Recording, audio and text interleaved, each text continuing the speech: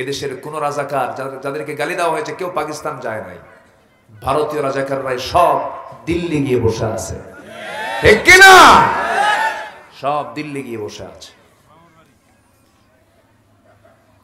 কয়েকটা পারে নাই যেতে, এর মধ্যে একটা এখনো দেশে আছে দরবেশ, চেনেন না আপনারা? চেনেন না? হ্যাঁ, মাথার চুলটা কালো বানালো, দাড়িটা কাটলো বাঁচার জন্য,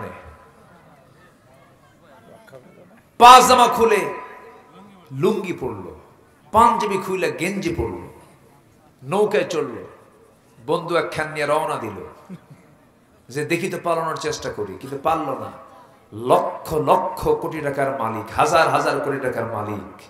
চিন্তা করুন, অর্থই যদি সকল সম্মানের কারণ হয়ে থাকে, কিভাবে আল্লাহ তাআলা এত সম্পদ হওয়ার পর তাকে উলঙ্গ করে ছাড়লেন, ঠিক কিনা?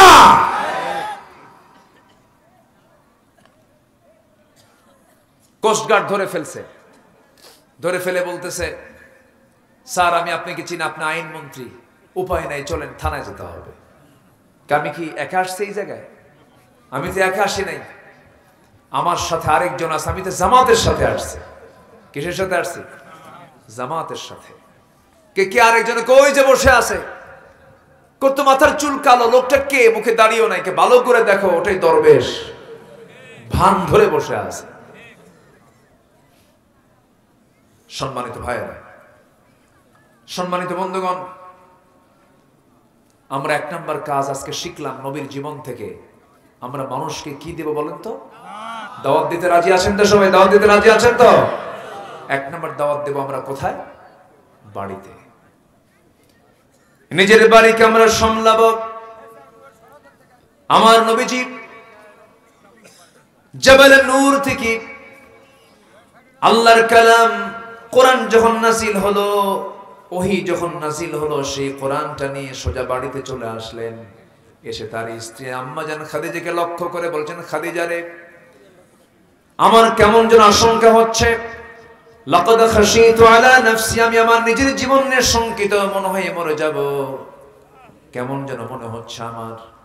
সঙ্গে সঙ্গে খাদিজা বলছেন, আমার স্বামী, আপনার কোনো অনিষ্ট পৃথিবীর কেউ করতে পারবে না, কারণ আপনি এতিমকে কষ্ট দেন না, আপনি অসহায়ের পাশে দাঁড়ান, আপনি মুসলিমের পাশে দাঁড়ান, আপনার চুল পরিমাণ কোনো ক্ষতি পৃথিবীর কেউ করতে পারবে না।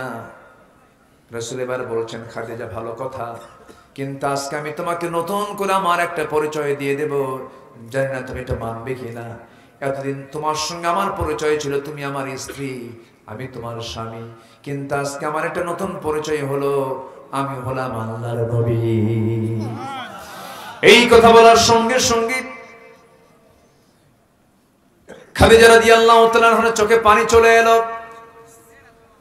এবার তিনি বলছেন, আমার স্বামী গো, 15 বছর ধরে দাম্পত্যময় জীবন চালালাম, যার মুখ থেকে একটা অযাচিত কোনো কথা বের হতে দেখলাম না, একটা মিথ্যা কথা বের হতে দেখলাম না। আপনি আল্লাহর নবী হবেন, এতে বিন্দু পরিমাণ কোনো সন্দেহ নাই। জোরে বলি সুবহানাল্লাহ। আসছেন? আলহামদুলিল্লাহ। আমি আপনাকে ফিল করছিলাম যে ভাইকে পাবো কখন। জি, একসঙ্গে হজেও গেছে, একসঙ্গে হজ করেছি, আলহামদুলিল্লাহ। আমি কি আলোচনা চালাবো? আলোচনা চালাবো? কারো কোনো কষ্ট হচ্ছে না তো? আলহামদুলিল্লাহ। সম্মানিত ভাইরা, আমার নবীজি জবল নূর থেকে সে বউয়ের সামনে দাঁড়ালেন, বউকে বলেন, বউ, আমি আল্লাহর নবী, তোমার কি বিশ্বাস হয়? কি চরিত্র রাসূল উপহার দিলেন। স্ত্রী বলছেন, আপনি যে আল্লাহর নবী হবেন, চুল পরিমাণ কোনো সন্দেহ নাই। সবার কাছ থেকে সার্টিফিকেট পাওয়া যায় ভালোই, কিন্তু বইয়ের কাছে সার্টিফিকেট ভালো পাওয়া কিন্তু খুব মুশকিল। তুমি কত নম্বর হুজুর আমার জানা আছে, বসো, বোঝেন নাই? আপনার বলুন তো, চেয়ারম্যান বড় না চেয়ারম্যানের বউ বড়? হ্যাঁ, আবার কিন্তু ভাইকে বলতেছে না কিন্তু। আচ্ছা, স্ত্রীর কাছে কিন্তু স্বামীর ভালো হওয়া এত সহজ নয়, আবার স্বামীর কাছেও স্ত্রী ভালো হওয়া কিন্তু এত সহজ নয়। আমার রাসূলের চরিত্র কি ছিল তিনি বলে দিয়েছেন, দিনের আলোতে যা করি সাহাবীরা তা বলে বেড়াও, রাতের আধারে আমার স্ত্রী যা করি তা বলে বেড়াও। কি বিশ্বমানের চরিত্র আমার জন্য আদর্শ করে দিয়েছেন একজন ব্যক্তিকে, তিনি হচ্ছেন মুহাম্মদুর রাসূলুল্লাহ। রাসূল বললেন, তোমার কি বিশ্বাস হয়? আমাকে পড়িয়ে দেন লা ইলাহা ইল্লাল্লাহ। আমার নবীজি এবার দাওয়াতের জন্য গেলেন। 3 বছরের ছোট, আমার নবীজি 3 বছরের বড়। হিজরতের রাতের সাথী, সারা জীবনের সাথী সাইয়্যিদনা আবু বকরকে বলছেন, আবু বকর আমি আল্লাহর নবী, আমার কাছে ওহী নাযিল হয়, তোমার কি বিশ্বাস হয় নাকি? সঙ্গে সঙ্গে বন্ধু কেঁদে ফেলে দিয়ে বলছেন, আমার স্বামী, আমার বন্ধু আবু বকর, আমার বন্ধু মুহাম্মদ, আপনি যে আল্লাহর নবী হবেন কোনো সন্দেহ নাই, আপনি আমাকে এখনই পড়িয়ে দেন আশহাদু আল্লা ইলাহা ইল্লাল্লাহু ওয়াহদাহু লা শারীকা লাহু ওয়া আশহাদু আন্না মুহাম্মাদান আবদুহু ওয়া রাসূলুহু। হেদায়েতের মালিককে বলেন। নবীজি খুব প্রশান্তি পেলেন। ঘরের মানুষ কালেমা পড়ে নিয়েছে, বন্ধুটাও কালেমা পড়ে নিয়েছে। এবার চলে গেছেন ছোট্ট একজন শিশুর কাছে, সাইয়েদনা আলীর কাছে গিয়ে বলছেন, আলী দাওয়াতি কাজ নিয়ে এসেছে, আমি আল্লাহর নবী, তোমার কি বিশ্বাস হয় নাকি? জ্ঞানের দরজা, অত্যন্ত জ্ঞানী মানুষ সাইয়েদনা আলী ছোট্ট অবস্থায় তিনি বলে ফেললেন, আপনি যে আল্লাহর নবী হবেন সেই নবুয়তি চরিত্র আমি আপনার মধ্যে দেখতে পেয়েছি। যে লোকটা জীবনে মিথ্যা কথা বলে না, আমার বন্ধুগণ আজকের সমাজে যে লোকটার মুখে মিথ্যা কথা কম থাকবে, আমি আল্লাহর কসম করে বলি সেই লোকটাই সবচেয়ে বড় পীর সাহেব, বুজুর্গ সাহেব, ঠিক কি না? সেই লোকের কথা বন্দুকের গুলি মিস হতে পারে, আল্লাহর দরবারে সেই লোকের দোয়া কবুল হয়ে যাবে। আল্লাহু আকবার বলো। শুধু মুখ থেকে কি বলা বাদ দিতে হবে? মিথ্যা। সম্মানিত ভাইয়েরা, আমার তো মনে হয় জাতিগতভাবে সবচাইতে বেশি মিথ্যা কথা বলে কোন দেশের মানুষ? ও আপনি বললেন, হাই রে মিথ্যা কথা বলে, উঠতে বসতে খেতে চলতে মিথ্যাই হচ্ছে সবচাইতে বড় একটা পুঁজির নাম। এটা আমরা মিথ্যার দিকে যাব না। জোরে বলি ইনশাআল্লাহ, জোরে বলি ইনশাআল্লাহ। পৃথিবীতে একজন মানুষের শুধু রেকর্ড আছে, শুধু একজন, only one person, the prophet Muhammad সাল্লাল্লাহু আলাইহি ওয়াসাল্লাম। এখনো তো বহু পয়েন্ট পড়ে আছে। এদিকে রাত অনেক গভীর হয়ে গেল। এবার মাহফিলের চাপ তো এত বেশি, এত মাহফিল এবার, তাই না? কিছুক্ষণ আগে মন্তব্য করেছি, মানে মানুষের চাইতে মাহফিল বেশি, এত ঘন ঘন মাহফিল, মানুষ মাহফিল শুনতে শুনতে ক্লান্ত হয়ে গেছে। সম্মানিত ভাইয়েরা, আমার ভাইজান আসছেন, তিনিও কিছু কথা বলবেন। আমি আমার পয়েন্টগুলো আমি শাব্দিকভাবে, আমার আগামীকালকে মাহফিল বেশি দূরে না, মাত্র ময়মনসিংহ, তাও দুপুরবেলা। কখন? দুপুরে। তো সব দিকে খেয়াল করতে হবে। আমাকে মাহফিল কমিটি যখনই গেছেন আমার কাছে, আমার সুযোগ ছিল, 3 বছর আগে একবার এসেছিলাম, তো আল্লাহ পাক আমাকে আবার এই জায়গায় নিয়ে এসেছেন। বলি আলহামদুলিল্লাহ, আপনাদের এই চাঁদ মাখা মুখগুলো আল্লাহ পাক আমাকে আবার দেখার সুযোগ করে দিয়েছেন। আল্লাহ যেন আমাদের সম্পর্ক যেন হাসর পর্যন্ত গড়িয়ে দেন। জোরে বলি আল্লাহুম্মা আমিন। আসলে তো চোখটা খোলা আছে, ইহকালে আছি, চোখ বন্ধ হলে কি ইহকাল না পরকাল? তো আমরা ইহকালের সম্পর্ক গড়বো আমরা পরকালকে টার্গেট করে। জোরে বলি ইনশাআল্লাহ। পরকালও যেন আমরা একসঙ্গে থাকতে পারি। বউ নামাজ পড়ে না, বউকে বলবেন, বউ আমার, একই ছাদের নিচে থাকি, তোমার যৌবন আমার যৌবন একাকার করে দিয়েছি, তুমি কি চাও না জান্নাতের মধ্যে আমরা একসঙ্গে জান্নাতে থাকি? হ্যাঁ, নামাজটা পড়ো।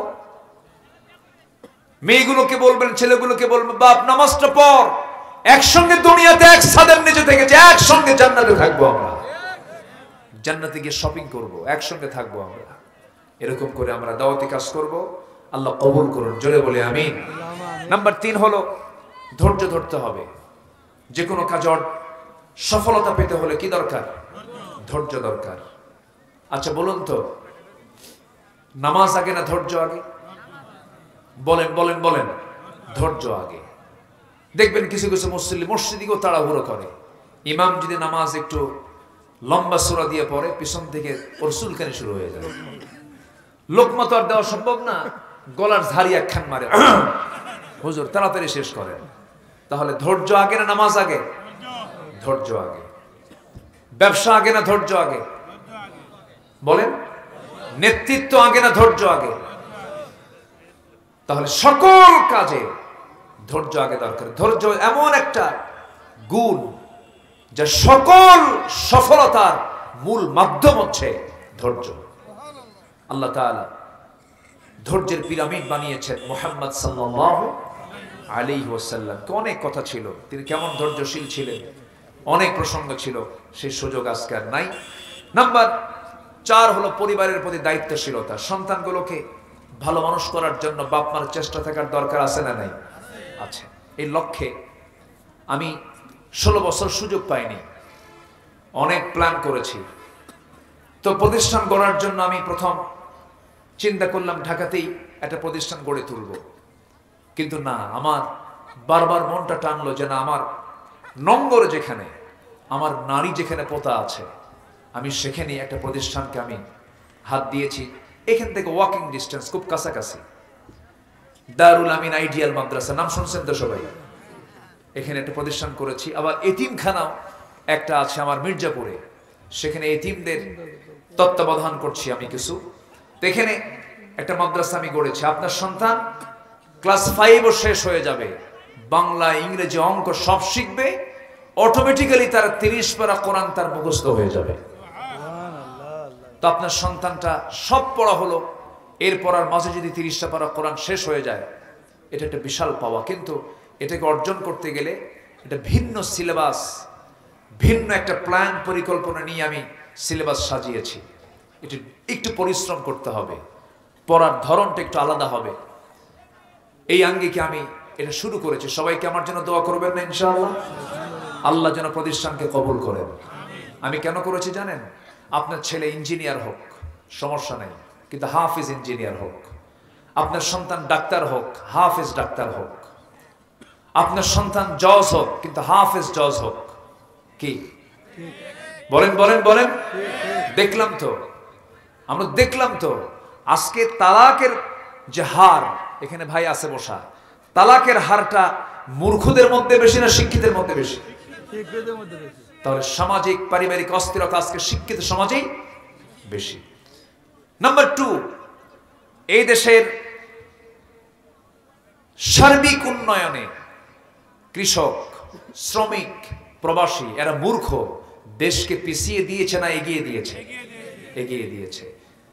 তথাকথিত কিছু শিক্ষিত বিসিএস, মাস্টার্স, কত উচ্চ ডিগ্রিধারী, এই সমস্ত লোকগুলো কলমের খোঁজা দিয়ে লক্ষ লক্ষ কোটি টাকা দেশ থেকে পাচার করে নিয়ে চলে গেছে। তাহলে প্রচলিত শিক্ষা ব্যবস্থা যে ব্যর্থ, প্রচলিত শিক্ষা পদ্ধতি যে ব্যর্থ, তা আমরা প্র্যাকটিক্যালি বুঝতে পারছি। এজন্য জাতির বিপ্লবের জন্য শিক্ষার একটা বিপ্লব দরকার। জাতির পরিবর্তনের জন্য একটা আদর্শ শিক্ষার দারুণ প্রয়োজন। আমি আমার ক্ষুদ্র একটা প্রচেষ্টায় হাত দিয়েছি। আমি সবার আন্তরিক দোয়া কামনা করি, আল্লাহ তাআলা যেন আমার এই ক্ষুদ্র প্রচেষ্টাকে কবুল করেন।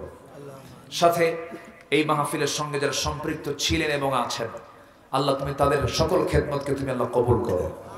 বিশেষ করে আলম সাহেব, 3 বছর আগে আমার জাহিদ ভাইয়ের আব্বা ইন্তেকাল করেছেন। এই মাহফিল অনুষ্ঠিত বাস্তবায়নের পরিকল্পনা নেওয়ার 7-8 দিনের মাথায় আরেকজন সহসভাপতি কিছুদিন আগে দুনিয়া থেকে বিদায় নিয়েছেন। যারা কবরস্থ হয়েছেন তাদের জন্য দোয়া কামনা করে আমি আমার কথা আর না বাড়িয়ে ধীরে ধীরে আমরা দোয়ার দিকে চলে যাব।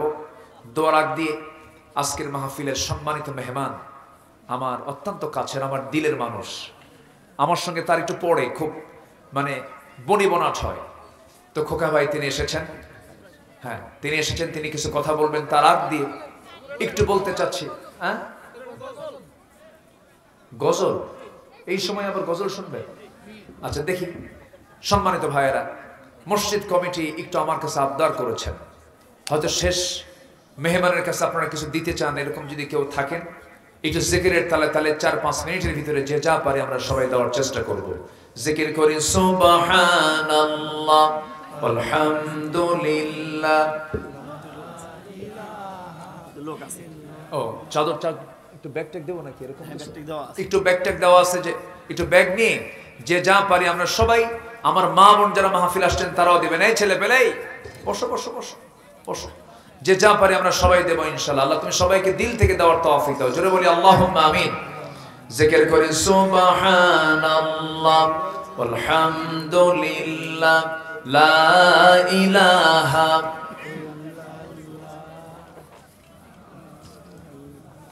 আরো জোরে সুবহানাল্লাহ আলহামদুলিল্লাহ লা ইলাহা।